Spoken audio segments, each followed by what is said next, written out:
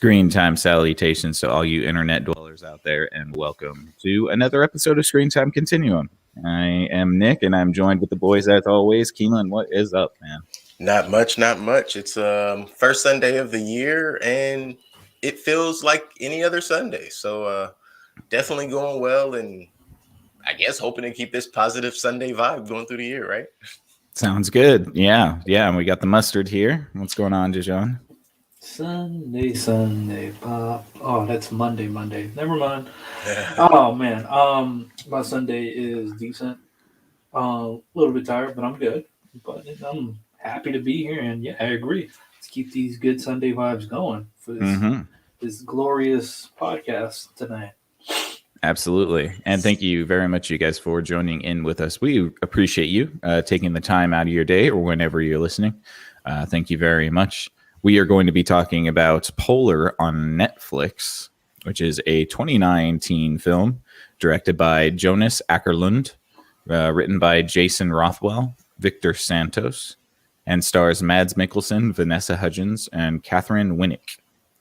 And the brief synopsis here is a retiring assassin suddenly finds himself on the receiving end of a hit, contracted by none other than his own employer seeking to cash in on the pensions of an aging employee.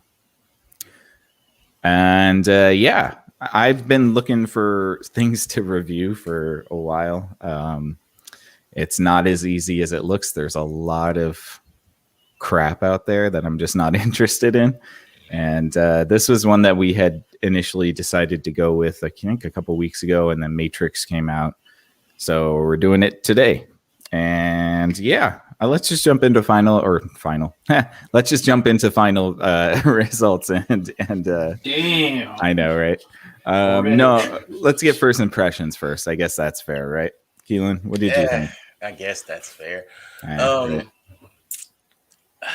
Initially, I went into this movie like I do a lot. I try not to watch any trailers or look at who's in it or anything and just be pleasantly surprised or disappointed. Because of that, I was so confused at the beginning of this movie, but the confusion came together a little bit. And yeah, it came together. I don't know what else to say. It doesn't sound like a glowing endorsement. Well, it's definitely not. I'm not gonna roll this one downhill. That's for sure. All right. Dijon, first impressions. It was cool. It was first thing that caught my eye, of course. Anything that catches my eye is like the beginning credits or whatever. Not like beginning credits, but like just to little point out things. It was like, oh, based off a Dark Horse comic book. Mm-hmm. And I'm like, that piques my interest off the back. I did things a little bit different. Usually when I come across something that is comic book based or comes from a source material, I'm like, let me dive into it. I sincerely decided not to do this because of what happened with the Empty Man. And I'm like, you know what? I'm not going to do this to myself again. That's smart. That's just very smart. Yeah. It was fun. It was fun for me for the simple reason that beyond that, just jumping into Johnny Knoxville snorting coke was just like, oh, this is gonna be over the top and stupid, and I'm just like slight softcore porn. So I'm like, in so many ways. So it's like this just turned into a I'm not gonna say particularly, but what type of movie? Because I mean, we all can't say that all of Robert Rodriguez movies are over the top like Machete. Some people know him for Shark Boy or Lava Girl and shit like Spy Kids, but that was a good check, wasn't it? Yeah. So yeah, it just reminded me of like jumping into like Machete, but a bit more darker. In its own means. I mean, it had some interesting beats, weird beats, playing this gritty thing and just this over the top kind of dark comedy, which was just like, okay, that's cool. Kind of struck me like a fetish flick, right? That too. Yeah. I'm like, man, and this guy Maybe. is gonna be Grindelwald, Well, replacing Johnny Depp. So why not? wow. Wow. He was also in Rogue One too, as well. Oh, Mhm. he's been in plenty. And With Hannibal. Mads Mikkelsen. Yeah, he is the TV's Hannibal. He's Mhm. been in a lot of stuff, and he's a good actor. Like he is Yeah. a good actor. I'm enjoying him. Casino Something. Royale. Oh, I forgot he was in that. Mhm. And that's something that I think is interesting about this cast, and that's why, like, for my initial is I was confused, but I was pleasantly. It came together, you know. Mhm. The cast was like it was almost literally like they just said, "All right, no, you know what? No, I'll say it that way. It looks like they actually held auditions, and it just so happened that people who in like because a lot of these actors are Canadian. This was a Canadian shot film or a Canadian film. Um, it seemed like they held auditions, and when these particular actors came in, it was like, I mean, that's who we wanted for the role, but damn, you smoked them. All right, circle that name, Mhm. and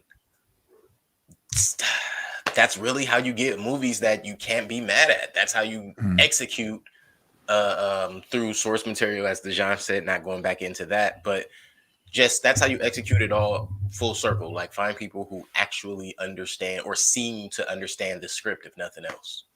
Yeah, and yeah, I think having Mads Mikkelsen as your main character helps a lot because he's got some weird gravitas to him when it comes to movies. You're just kind of like very intriguing actor. I enjoyed the movie for what it was. I think that there was some editing things that I wasn't thrilled about. I don't think that I like the decision to make like each plot point a vignette. I'm not sure that service it. Like I understand that they were trying to reference it to more like a comic by doing that, those hard edits and cuts. I just don't know if it was necessary. I also think that whoever whoever wrote this story or is directing this story might be a sociopath because this is next level violence. Yeah, I don't think you Incessant see. violence. Yeah, you don't see violence much like that anymore. John Wick kind of has similar violence, but not as torture heavy.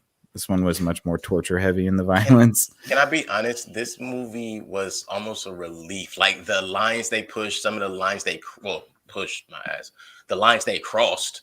Mm. Man, it was like, man, people can still do that on film. Mm-hmm. Like it was almost a relief. Yeah. Almost. Oh, almost. Just be very clear. Make sure we all hear that word almost. Well, it all depends on what you're looking for. Because I mean, I think we're so. I'm looking to be shocked and awed. Between us three, we're used to a certain genre of cinema where we're not really used to seeing things on that level. And I almost forgot a lot of this stuff do exist, and I'm like, man, it takes me back to certain movies like Smoking Aces, or even jumping back into movies like Hostel, in a sense, and other action films. And it reminded me of certain comic books. I remember when they did a rebranding of Magneto, and they kind of made it in a gritty way like this, and just watching Magneto kill someone with a paper clip was just really dark and just kind of like, was that really necessary? But I'm like, it fits. Right. And the gratuitous violence definitely fits the sort of dark graphic novel, and I think that they translated it well to the film. It does feel a little bit out of place if you don't know that this is a graphic novel. I think that if you went into this movie just thinking like it was a movie with a story, you'd be like, what the fuck is wrong with this director? You know, like yeah, you'd be like, you're just watching, like I said, this gore porn. This over the top shit. Like I was making reference earlier to like Machete or something like that, or even the Quentin Tarantino thing to a point. You know, and you know, only movie I can really compare this to currently that I've seen something close to this without the sex was basically Guns Akimbo, which I really enjoyed. That was just over the top and entertaining. roller coaster ride from beginning to end, which I really enjoyed.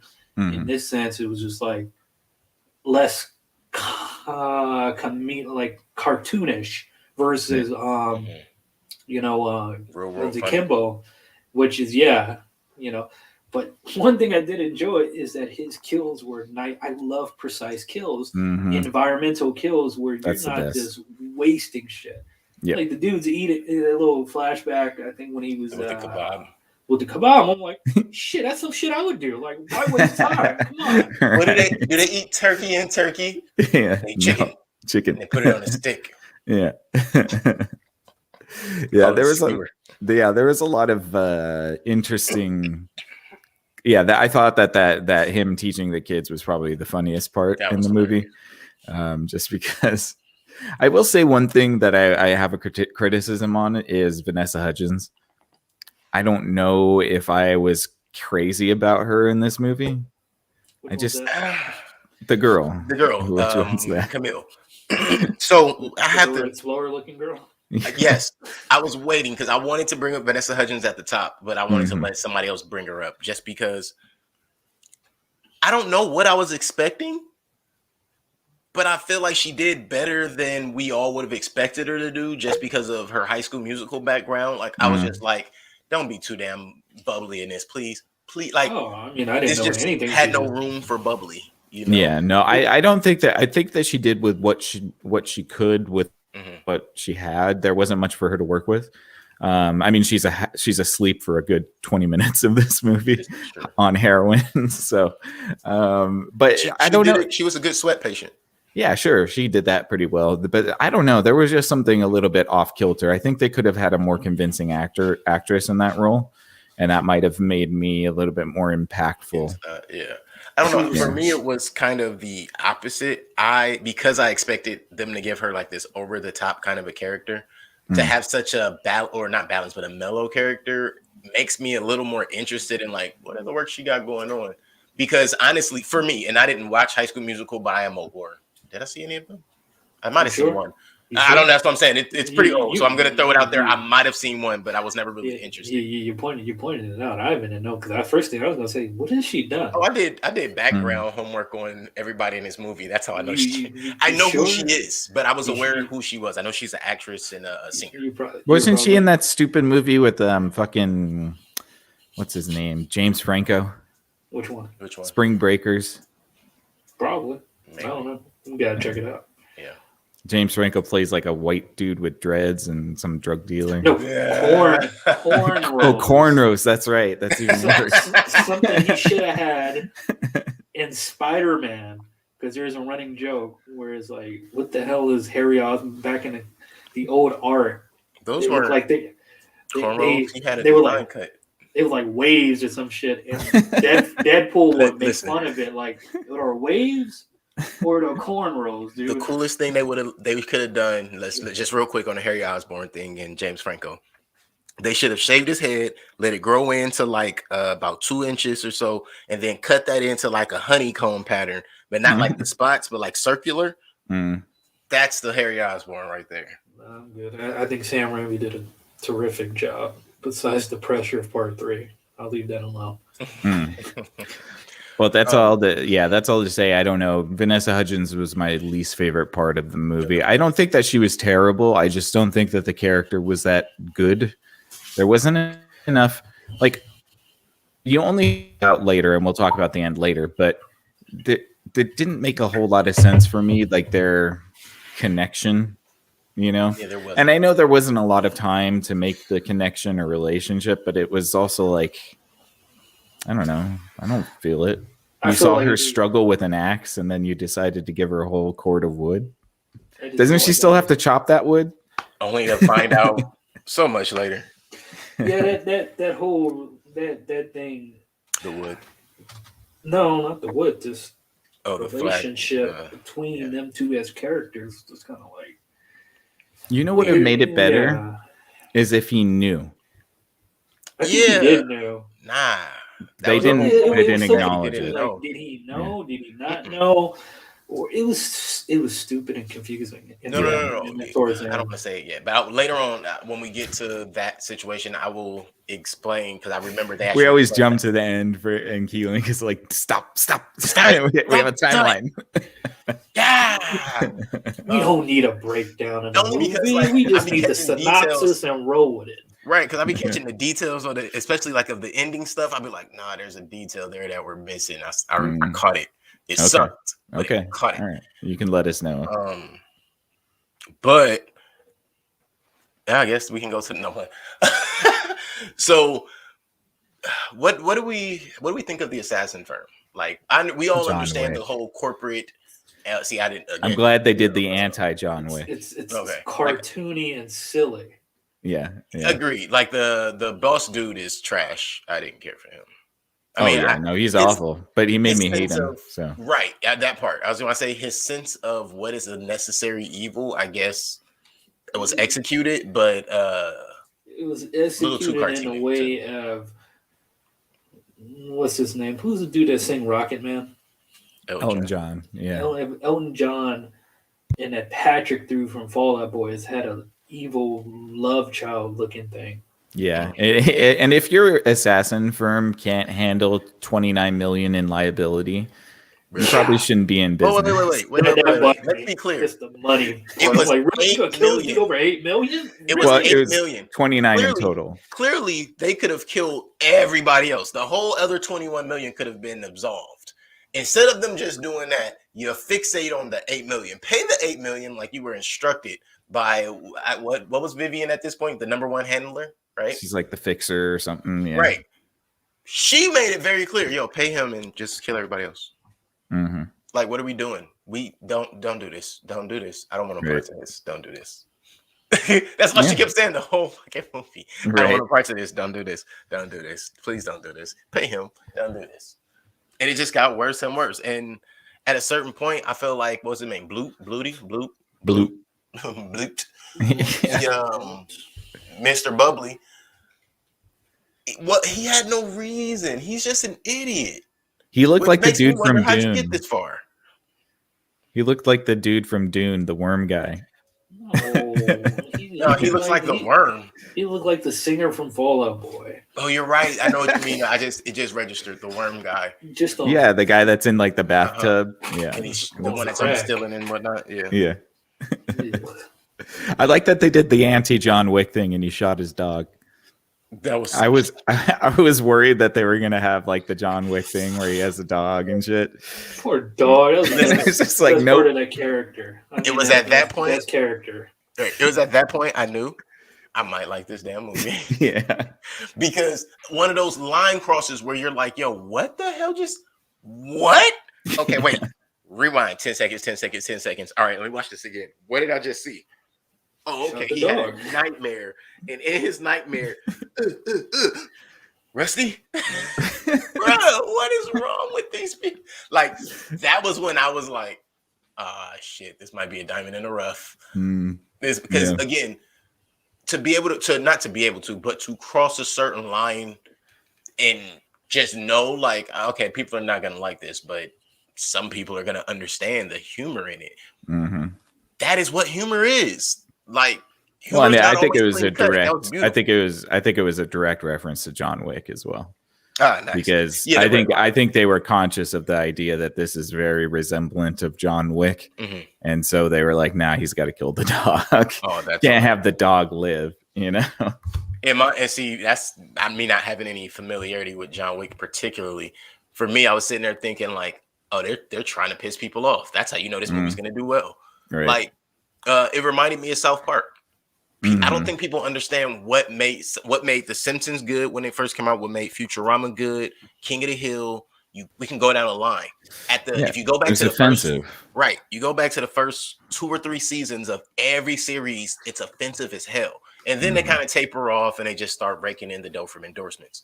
Yeah. But they have to offend you to get your attention. Yeah. Although the South Park, I think they're doing pretty well with their post-COVID stuff. Oh, I think they finally came back a little bit, which is nice. Yeah, they dropped for a few seasons.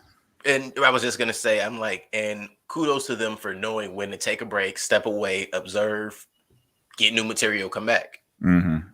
Yeah, for sure. That's great. So Rusty in that situation, but I think the most important thing about losing Rusty is if he doesn't go outside to bury Rusty, he never sees her struggling with the axe, and then we never really have a storyline. Right, that's true. That's very true. Did we ever get a storyline for the record? No, not really. Just a whole bunch of things that happen, one thing after another. Yeah. And I sometimes I like that, honestly. Simple. Yeah, it doesn't need to. I mean, for a movie like this, it doesn't need to be like super convoluted. You get the idea. Guy going into retirement, and like it's every retiring hitman movie. You know. Yeah. I think Denzel Washington. What did the Equalizer? The one where he's like a hardware worker. Yeah, exactly. Exactly. And they did the Equalizer too. Right. What, 15 years later? 12 years later. Then we get the Equalizer TV series with Queen Latifah. Yep. Oh, yeah. Because you can't retire after somebody attempted on your life twice. Now you got to turn into a woman and get a TV show. Well, yeah, she retired from the beauty shop. Oh God, that is hilarious. It's a sequel. Now you make me want to go watch the Equalizer TV show, and if they even give one, see if there's an Easter eggs. Any one inkling of her have been a former hairdresser, I'm watching the whole series. See, you got to understand. It goes first is House Party 2, then it's the beauty shop, then it's the Equalizer. That's her character arc right there. House Party 2, and then it set it off, and then she cleans up by doing a hair shop or beauty shop. No, she died and set it off. Did she? That. We saw the car get shot up. Trust me, she did. Hey, look, she could have just, had the bullets taken up by her. Was that the Jimmy Fallon one? Jimmy Fallon? Huh?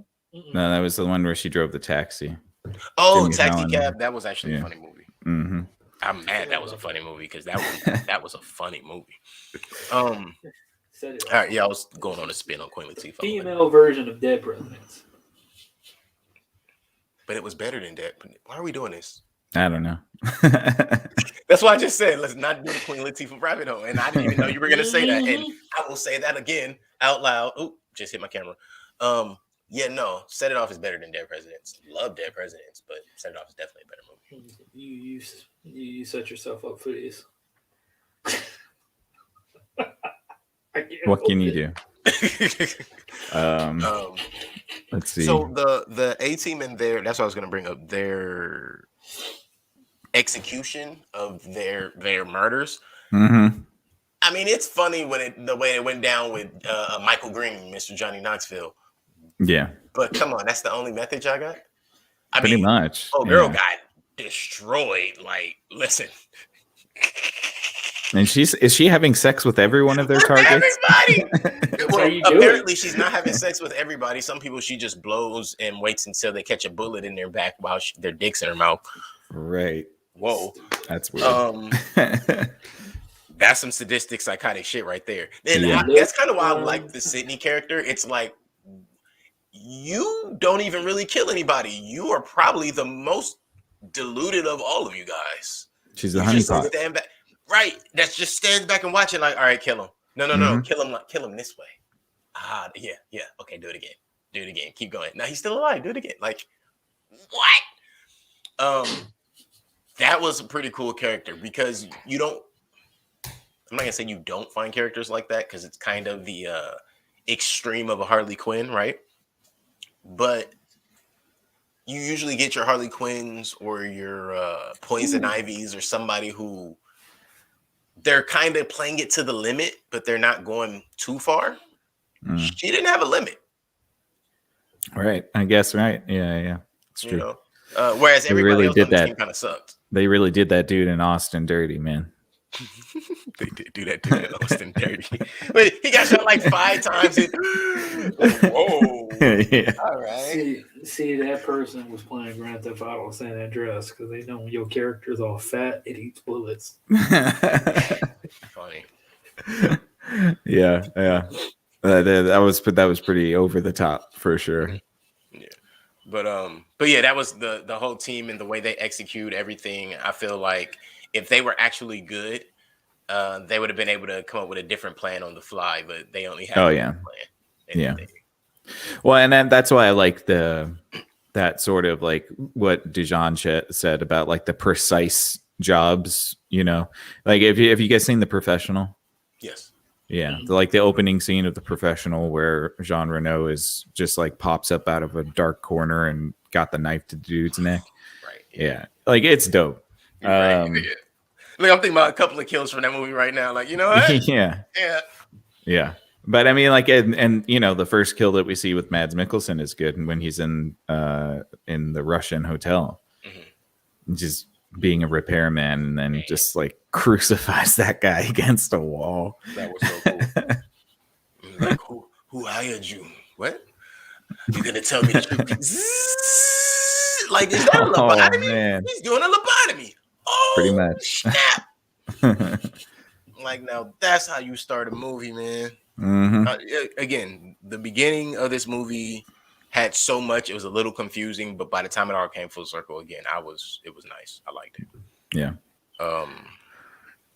But you know, so the whole story is that he's has to fight this A team and the firm, because the firm is coming after him because they owe him $8 million and they're too fucking broke to pay that. It's just so stupid. $8 million.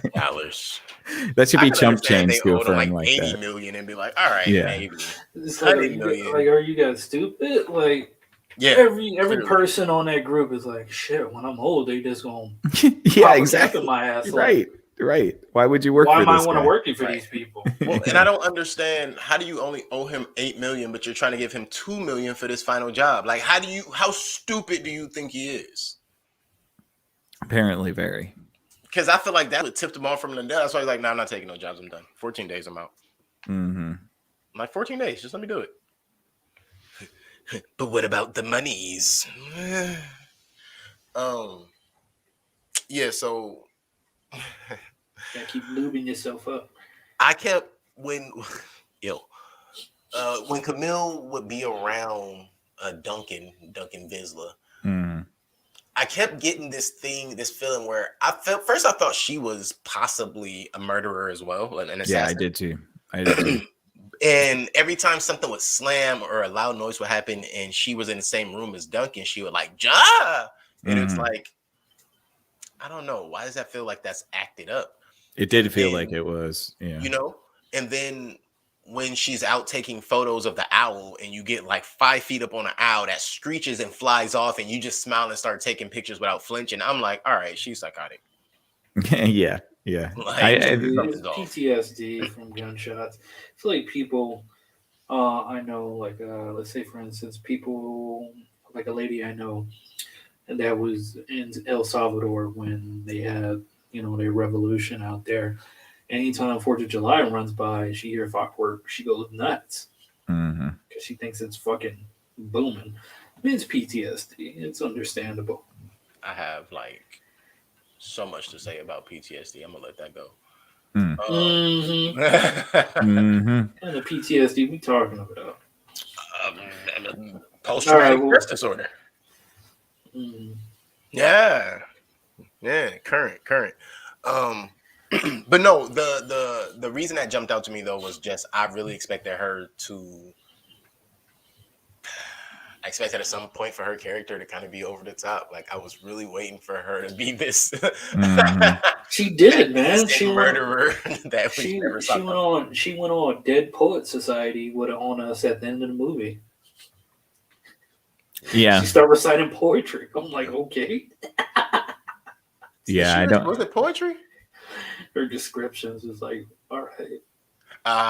She's very dramatic at the end. Yeah, she was saying, which was weird because I felt like that could have been done a little bit better too.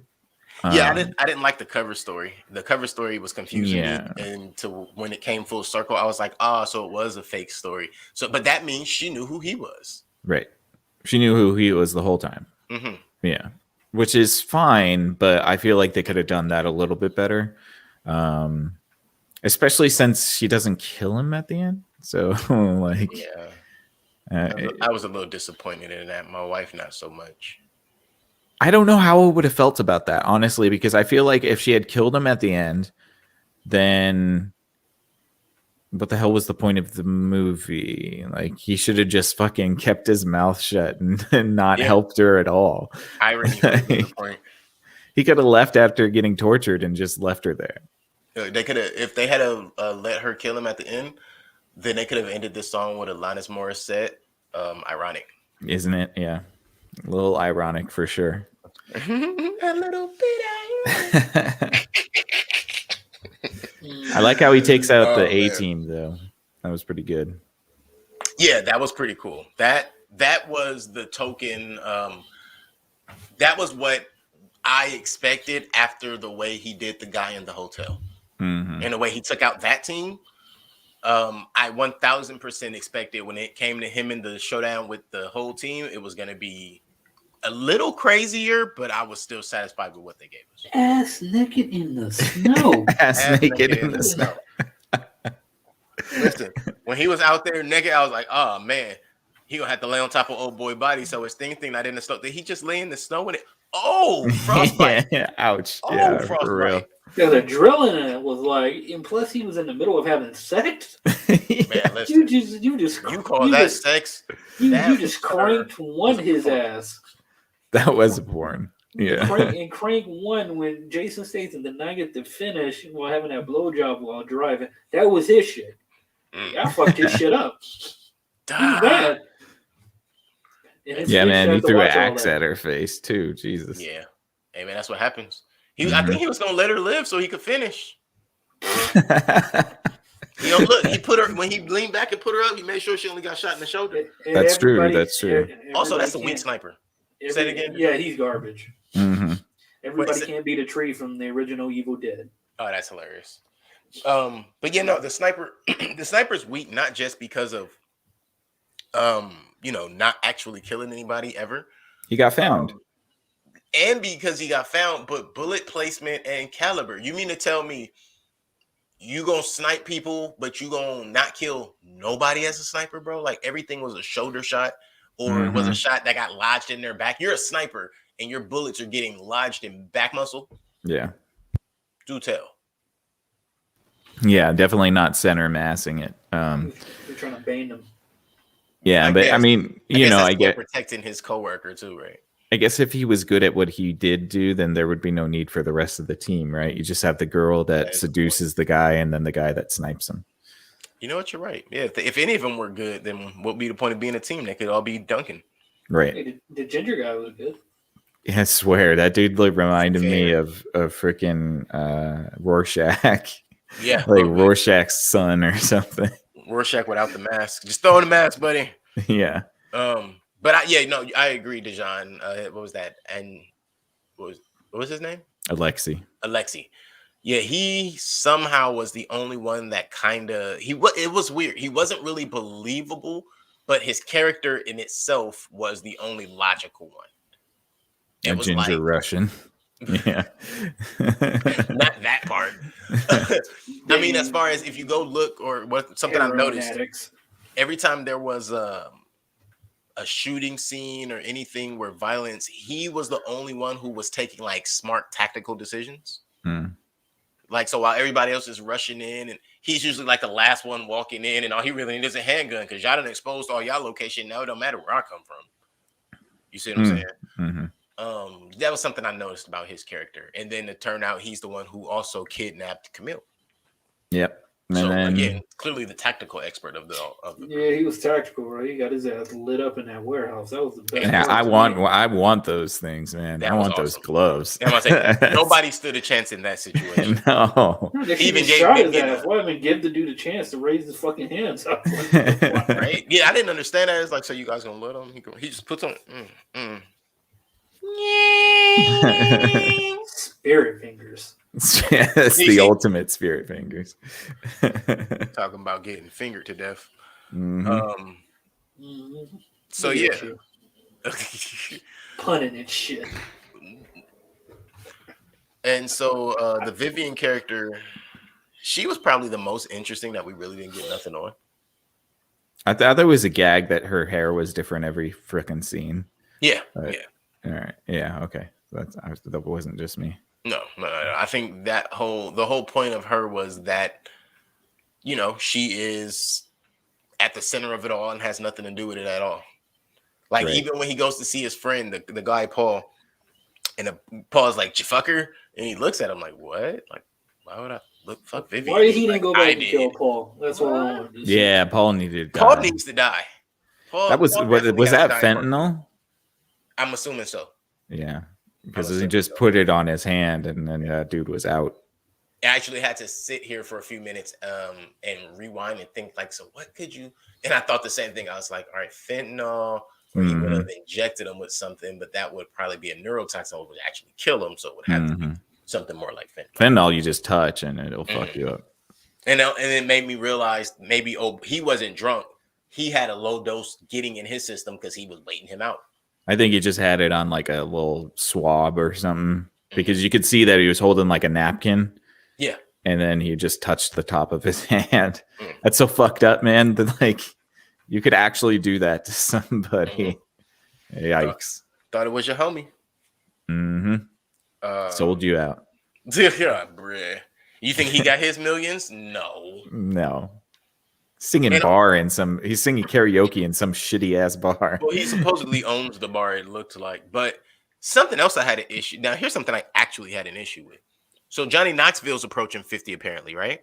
And all of these half gray geezers that look like they 2 steps out of the retirement home in real life are also 50?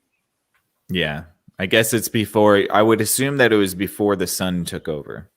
Because this seems like a policy the son is using now. Because you'd think that Mads Mikkelsen's character probably started with the company when the father was in charge. Right, but he's saying he has 14 days until his 50th birthday. Right, but what I'm saying is that most I don't think that they started killing the people that turned 50. I get what you're saying. Until the son was born. I think that probably the dad didn't have that policy, so that's why that old dude's still around. I get what you mean. So it's like the older group just got until their next birthday at that point. Right. The torture scene was pretty gruesome. Torture scene was great. I was pleasantly surprised. Another crossing the line, but pleasant cross of the line. Like, oh man, I haven't seen this in a movie. Like, fake blood. It's not even realistic. But everything else about this is pretty gruesome. Loving it. Very gruesome. Ooh, geez, I think Mads Mikkelsen's in the Illuminati. Yeah. He has almost all of his movies, he has his left eye blinded. Oh. Seriously. Think about it. In Casino Royale, he has a fake left eye. And I think in another movie called Valhalla, he has his eye blinded out. This movie, he has his eye blinded. Something's going on. Rogue One.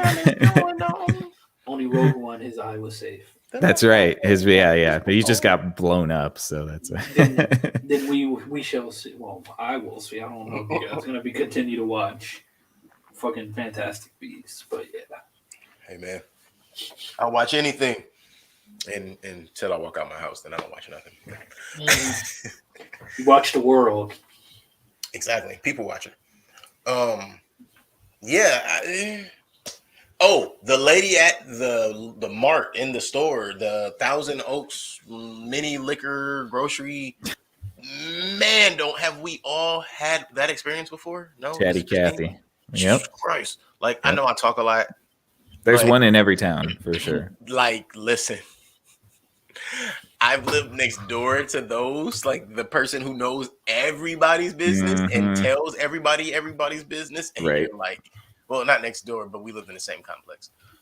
We got one in the neighborhood. Don't worry. Jeez. And it's crazy because people who know where I grew up would think of somebody that lived in my complex. And I'm not talking about in my mother's neighborhood. I'm talking about my father's neighborhood. It was scary, bro. It was like, how did she know that? And why is she talking? I don't know. I don't know if they should. I'll just go this way. I won't go this way. Lots of spare time on their hands. Right. And I always wonder, in real life and in the movies, like, what is the point? What does that get them? Like, at the end of the day, like, if they're doing all of that in public, what do they share at home? Well, the gossip is what they leverage the gossip to kind of lift their social status. That's kind of See, I the never way, thought about it that way. yeah, that's how you kind of bargain for more social status if you have the hot gossip on somebody in town. You know, you'd be like, "Oh, did you hear TMZ for Susie's free? having an affair?" Pretty much TMZ for free, but TMZ for free. But then you get to go tell somebody a secret, and then they trust you a little bit more, and maybe they give you their secrets, and then you can go over to somebody else and tell them that secret. You know, and then you just up your social capital. The answer is equally as funny as I thought it would be. Wow. Yeah. Gossipy ladies. Nice. Yeah, but so at a certain point, what they kidnapped Duncan. Mm-hmm. I really don't remember. How did he get kidnapped again? The fentanyl. Oh, fentanyl. Right. Mhm. The fentanyl. Yeah. Then he gets just a tortured. moment. Yeah, but he gets tortured for 3 days. And listen. If you're gonna be an assassin for 50 years or however long this dude's an assassin, you definitely better be trained to be able to take an ass whooping for 3 days and then break a knife with your muscle. Mm-hmm. Oh no, he has a plate. So they mentioned that at the beginning when he went to the doctor, he has a plate on his side. Oh, So when he got stabbed, the plate broke the broke knife. it off. Yeah. See, I didn't catch that at the beginning. Mm-hmm. I did catch that his doctor went in his asshole. Yeah, I know. He's like, oh fuck, I gotta do that eventually. What's it? When do we gotta get that prostate? 40? After 40, yeah. 40. What I disliked was they both wanted to compliment the pie, like they didn't still smell the boo boo in the air. You smell that? You smell all of that? Yeah, you don't want to eat pie after that. Come on. Probably, And he had like sperm samples in the fridge too. Yeah, under the pie. That's what. It's that whipped cream, baby. I'm glad they didn't have any whipped cream on there because that was my issue. I was looking at the pie like, if this pie looks in any way disgusting, and then I looked at the doctor's hands and it looked like he had like yellow in his fingers, like jaundice. Oh, no. Dude, those people, I don't know. Some of the people were nasty looking. Mm-hmm. Yeah, they were for sure. Some of them were not attractive. That's for sure. I mean, I think there were only 2 attractive people in this movie. 3. You might be right. Yeah. Yeah. Certainly not Vanessa Hudgens. I don't know what happened to her, but but I think she was made to be unattractive intentionally. maybe. Like she was supposed to be the podunk. Did they put wrinkles? Did they put wrinkles on her eyelids though? Oh no, they just probably didn't put makeup on her eyelids. Jeez Louise, I've never seen so many wrinkles on somebody's eyelids, like the actual lids themselves. Oh, yeah. That's probably that Disney money after all of that. She's just like, that's just how she looks. I think they had to have aged her up a bit because she looks like she looks our age. I think she's younger than us for sure. She's like right? 26, I think. Yeah. She looks like she's in her 30s. She might be in her 30s actually. How old is Zac Efron? He just got he just got a jaw job done. He's got a judge. Did he really? He's in his 30s as well. Yeah, he did. He's sitting there looking like fucking Jeff. Who's that dude that played? He looking like the Chin from Ren and Stimpy. No, what's that dude? Or is that Rocco? That's Rocco. That's Rocco. Yeah. What's that dude that was in Parks and Recreation? That played fucking Adam, whatever his name is. Oh, that's right. Not Rob Lowe. Rob Lowe. Rob Lowe. Yeah, he's looking like a young Rob Lowe now. Literally. Like literally. Wow. Hey, actually, he does look like Rob Lowe. Yeah, after that jaw, then he really does. That could be his nephew or something. Without the tan. Zach Lowe, Rob Efron. All right, off of that. All right. Leave that. So he escapes torture and then just kills everybody. The end. Yeah. So that's what I was saying. Like, yeah, if I'm gonna do this job, I better be that guy. Mm-hmm. Like, yeah, he fucked a whole lot of people up in that hallway. man, you just send a couple of henchmen after me. I could take 6 bullets. Man, they were watching season 2 of Daredevil. They were the whole prison scene with fucking the Punisher. Yep. That was exactly that whole scene straight out there. Jeez, that was good. I like that scene better though. From Daredevil. I don't know. That shit makes me hungry every time I see it. You were hilarious. Well, my question is, why did Duncan have hoes in different area codes? And he's got it like that, man. bruh. Like, Yeah. if it's one He thing had that about that girl. old He had dude, that girl fix him up nice, man. man, right? She show, who the fuck are you, Duncan? Oh, let me fix you up and give you all the guns. I'm All give the you guns. all the guns. Like even my last pistol that's on my hip, I'm gonna give you Right. that. And my truck Jeez. too, apparently. And I knew you were coming back, but I thought it would be for me and not for the guns. Damn. He's got it like Slams that. door, and he's like, I ain't saying nothing to her. Look, lean into the mirror. You want to look at that? That's that old cowboy shit, you know, when they roll in and they got their best girl that's waiting for them, you know. In every literal context. In every town. Yeah. Man. Papa. Look, Duncan was a rolling stone, that's for sure. Or Definitely a rolling shell, maybe. Yeah, I mean, you know, for a dude that's in his 50s, go for it, man. Live 49. your best life, I guess, right? 49, remember? 49, yeah.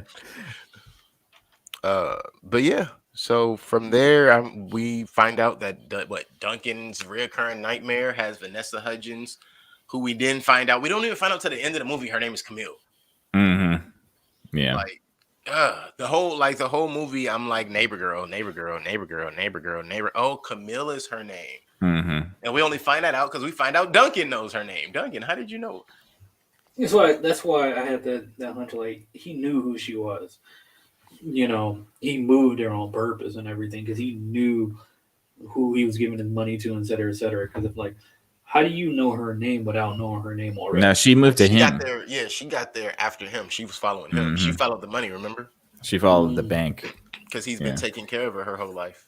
Right. Which let me know, like, talk about having the wrong job much. So you mean to tell me you were able to send her 200,000 and she was able to buy all of this and go to school and had this big ass cabin up here in Montana, right across the lake from you, the lake, sir.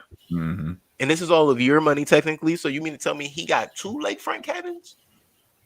Technically, yeah, and a couple places all across the country. Right, and that's why he moved right in at the end. That nobody even knew who he was. Right. See, money talks, man.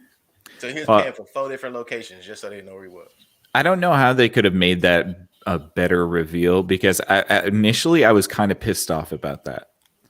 Like, which is that? Finding out that Camille had basically stalked him to kill him, because she tells like a rape story at the beginning to the guy. Raped you? Yeah, when she was 13, and I'm like, Jesus Christ! And like, of course, Mads Mikkelsen's character is going to want to look after you, right? But then you're like all strong. So did she fake the gun thing? Like, did she pretend that she didn't know how to hold a gun back when he was trying to train her? No, I think she really was frightened and unaware of what to do and how to do it. But the only thing she had mustered up the strength and courage to do was to find him. Yeah. All right. I mean, I guess that's fair. I was only briefly upset because I was just like, because I thought she was going to kill him. And I was like, holy shit, this feels like a curveball just for the sake of it. But I'm glad that she didn't kill him. I mean, he did get her a nice Beretta. I think she should have used it. That's true. It was a nice Beretta. Nickel plated. Very nice. I mean, they have it in black if she wanted to switch it out. Yeah, but you got to have the nickel plating, man. That's just flashy. he kept the receipt and all. Yeah. That was hilarious. It's all right. We'll get you something else. I kept the receipt. Yeah. First thing my wife said was, "That's such a guy's response." I'm like, well, Berettas aren't cheap. Like, no, yeah, I'm gonna return that joint. I'm gonna return that joint. Mm-hmm. You could get her 2 Mossbergs with that money. Yeah, and have a little bit left over for at least 1 box of ammo, maybe 2, depending on where you buy them.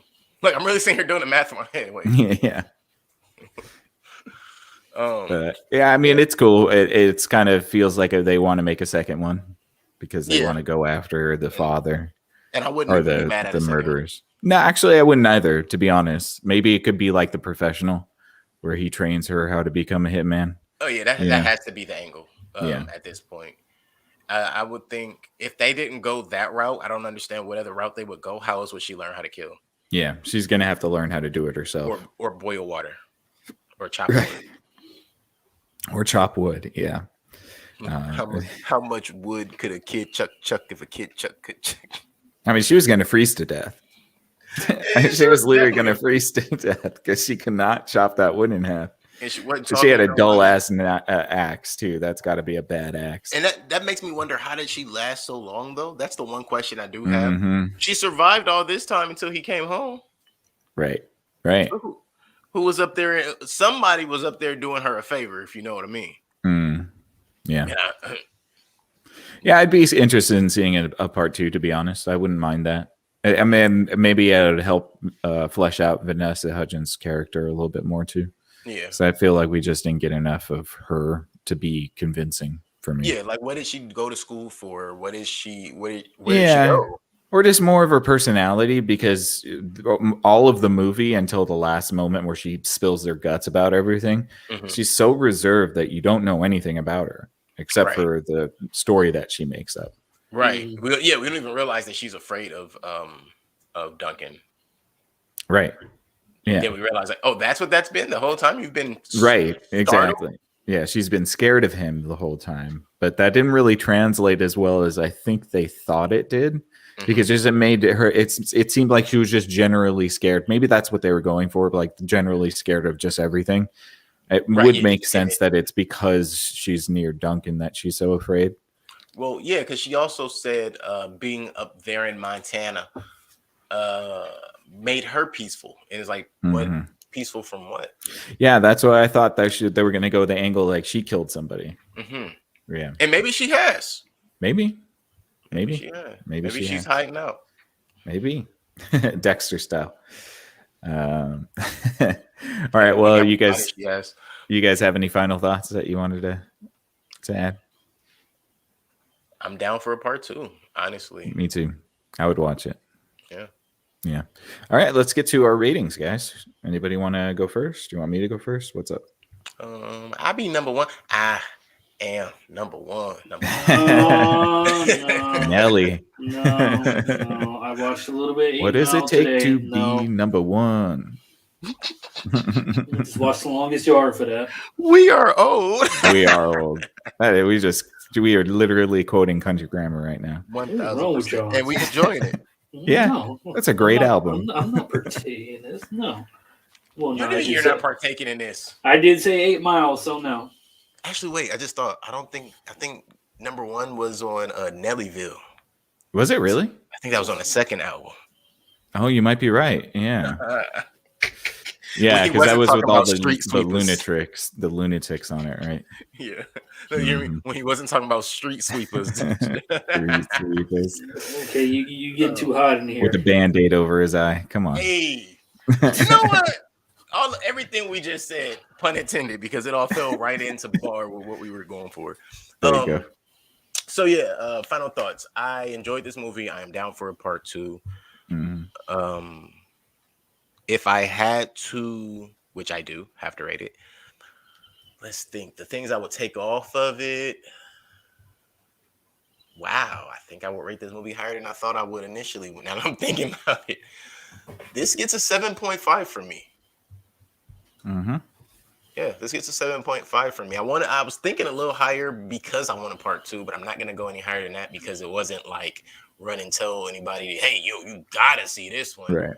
But if someone was to say, hey, what do you think of this? Have you seen it? Oh, I'd definitely tell them to watch it. So 7.5.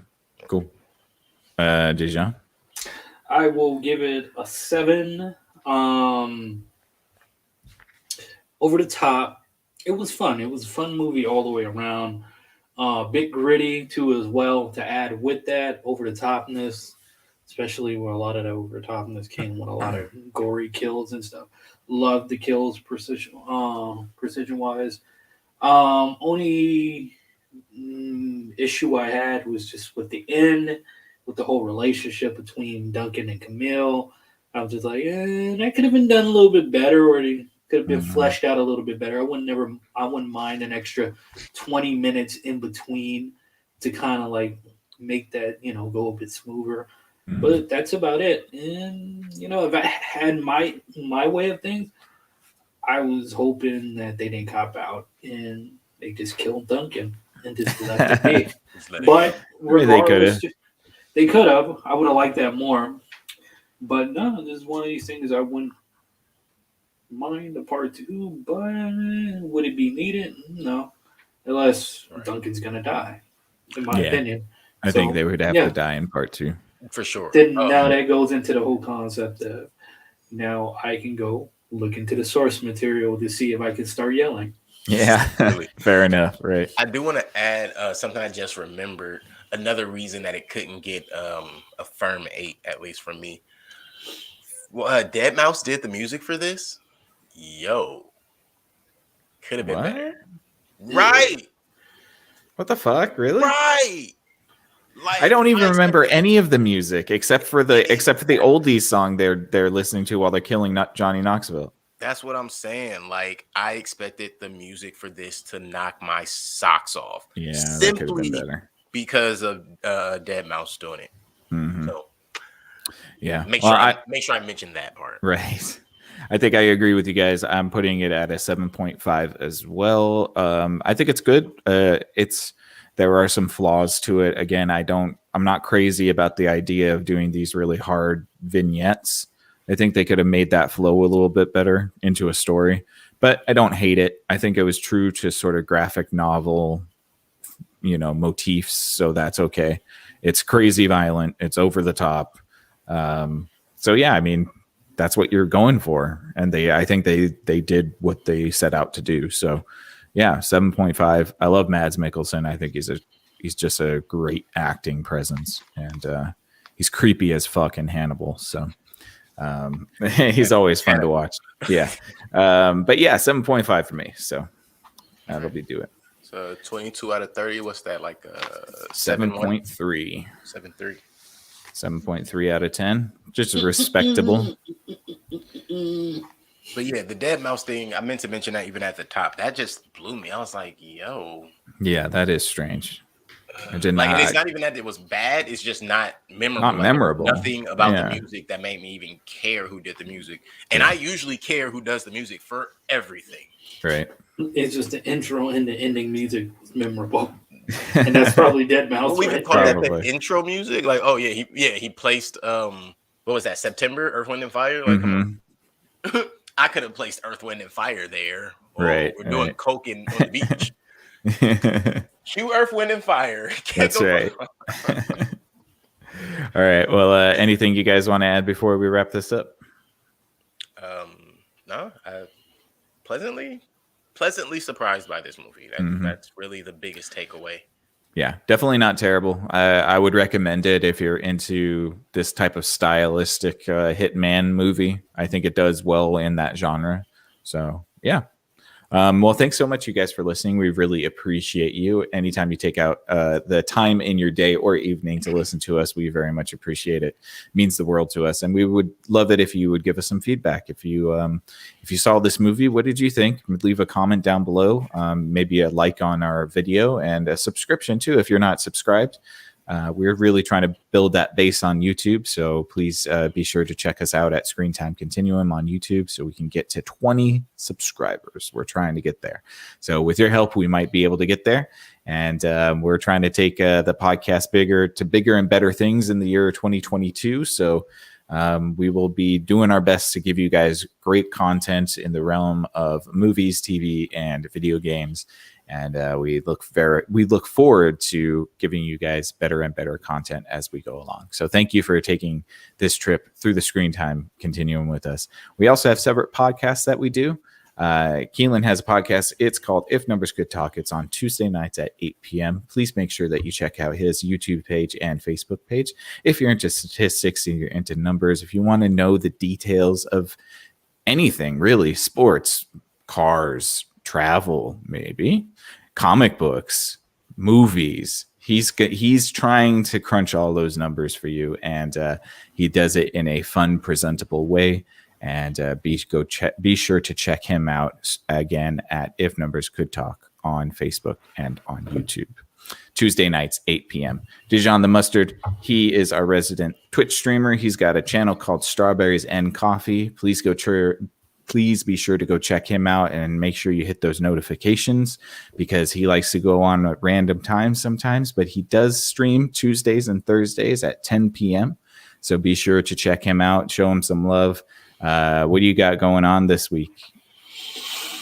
Probably gonna finish up an oldies Sonic Adventures 2. Cool. Yeah. If you enjoy that, please go check him out on Twitch, Strawberries and Coffee, Tuesdays and Thursdays at 10 p.m.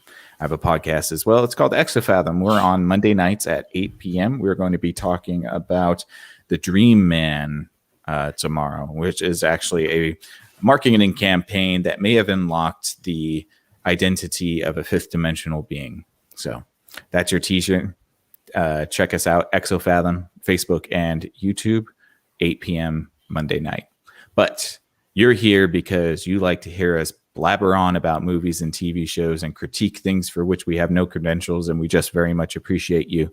Thank you for taking this trip through the Screen Time Continuum with us. We are here Sunday and Wednesday at 8:30 p.m. Please be sure to see us and catch us on the next episode. Thank you again, guys. For Screen Time Continuum, I'm Nick. I'm Keelan. I'm the Mustard. Good night.